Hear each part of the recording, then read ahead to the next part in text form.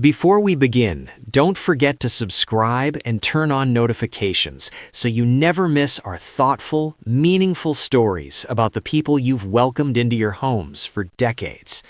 Today's story is not sensational. It's human.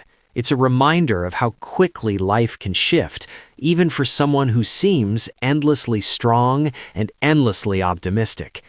For more than 40 years, Roker has been one of the most recognizable faces on American television. His laughter has filled millions of kitchens during breakfast. His warm personality has made him feel like a trusted friend in households across the country. And through every storm forecast, cooking segment, and joyful holiday broadcast, viewers saw Al as the reliable, cheerful constant.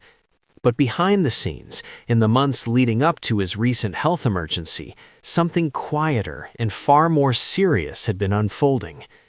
It began subtly, a little fatigue here, a sense of heaviness there. Nothing alarming at first, just the ordinary aches of someone who keeps a schedule that would exhaust people half his age. Morning call times, rehearsals, charity work, and family responsibilities all blended together into long days and early nights. People around him noticed the change, even if he didn't acknowledge it. His wife, Deborah Roberts, had gently encouraged him to slow down. Close colleagues raised an eyebrow when he brushed off his tiredness with a joke. And during one of his routine checkups, his doctor gave him a concerned look, the kind of look that carries more meaning than any words. "Al," the doctor said cautiously, "I want you to pay attention to what your body is telling you. You're pushing yourself hard, harder than you realize." Al listened, but only partially. He nodded, smiled, promised to rest more. But in typical Al fashion, he assumed he could push through. After decades of early mornings and unpredictable schedules, powering through had become second nature. Slowing down felt like giving up. And giving up isn't something Al ever allowed himself to do. Weeks passed. The warning signs didn't go away. In fact, they quietly grew stronger. Shortness of breath, a heaviness in his chest after long tapings, a level of exhaustion that felt different, deeper somehow.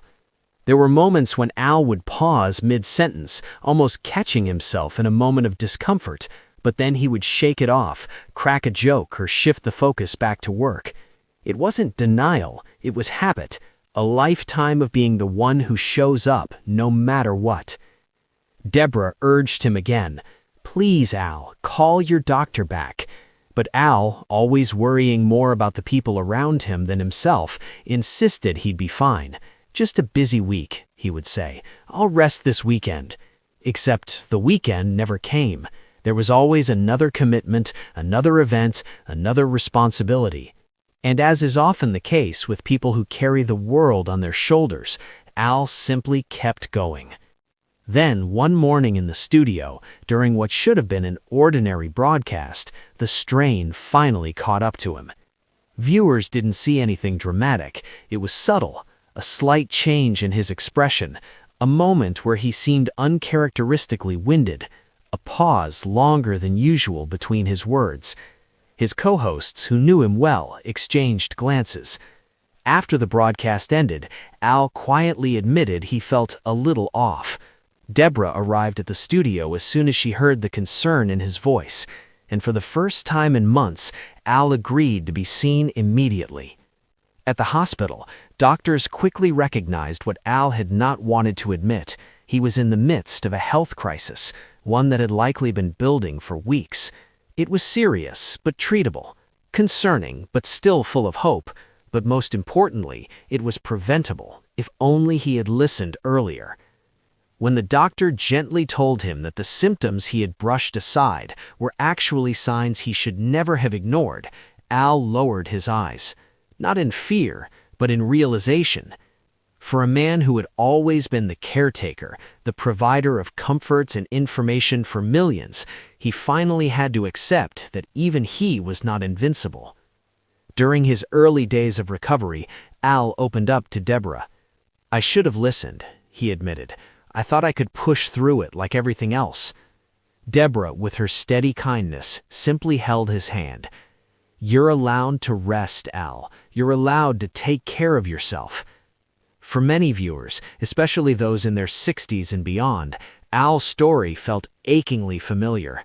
How many times have we ignored our own discomfort? How many times have we carried responsibilities heavier than our bodies could handle?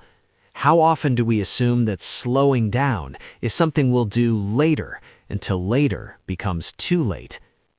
Al's recovery became a turning point, not just physically, but emotionally.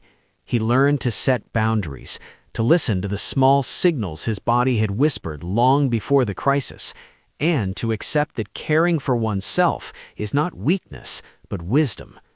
His story is not about fear, it's about awareness, about understanding that life's pace doesn't always need to be relentless, and that even the strongest people need to pause, breathe, and honor the limits that keep them safe.